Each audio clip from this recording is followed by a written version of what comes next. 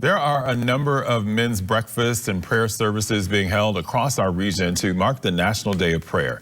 A church outside Seattle has taken prayer to another dimension with the first drive-through prayer location. I spoke with Pastor Jesse Bradley from Grace Community Church, who says drive-through prayer is a community lifeline. Jesse, good morning. Good morning, Asiel. Thanks for being here on this National Prayer Day. I understand you run what's called a drive-through prayer, and tell me what that's all about. We started this when the pandemic began, and we realized people were isolated and they needed hope. So we had a place to gather where people would pull up in their cars with masks, and the power of connecting again, loving each other. When you think about loving your neighbor, sometimes it's as simple as listen, care, and pray. And we saw the impact that changed lives, and we knew we needed to continue. And anyone can come to this, or do you just have church members do it? We hold this on the busiest street in our city. Thousands of people drive by. It's for anyone in the community. Some people are homeless, walk up. Some people with the most expensive cars drive in. And it's a full range of people, spiritually, different ethnicities. It's a real gathering. It's a place of love.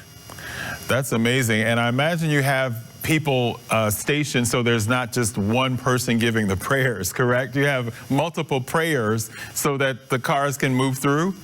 That's right. Some people hold up signs the entire time, and people honk and wave. Some people drive by for 6 months before they pull in. But people are looking for a place where they can gather that is going to be safe, that's going to be a place they can ask questions about God, they can pour out their heart. Some people even ask, can we give you money? We said, no, this is not paid at all. It's simply prayer and loving our neighbors. And I believe you told me you're the first church that has done this. What has been the response from people? It's been incredible. We see people who return and come back. There's been some inspiring stories. There's one man who was in conflict with his wife, and he was on a way to the casino, and he was going to spend a lot of money and try and numb the pain, but he pulled in for prayer. And he ended up driving 180 degrees in different direction back home, reconciling with his wife.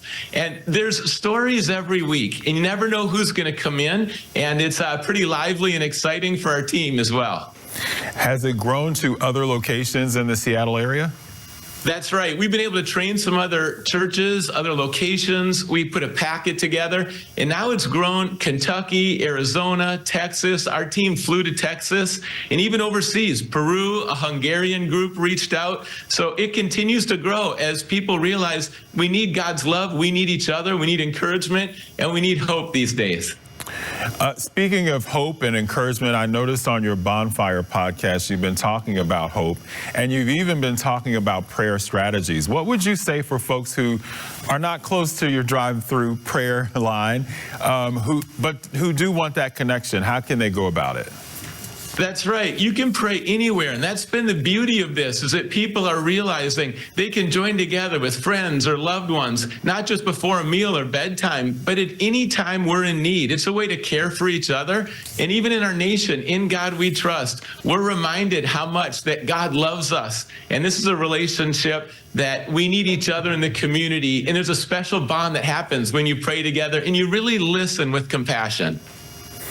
All right, sounds good. So I think you hold the drive-through prayer, what is it, Friday night between 5 and 7? That's right. Now we're adding Monday night because more people want to be involved. That's great. All right. Well, thank you so much. And the topics, I guess, range from all kinds of things that people want prayer for, right? What are That's some right. examples? Just go to where people are, and the conversation starts, and then people open up, and we can really care for each other. All right. Very good. Thank you so much, Jesse. Thank you, Hasiel.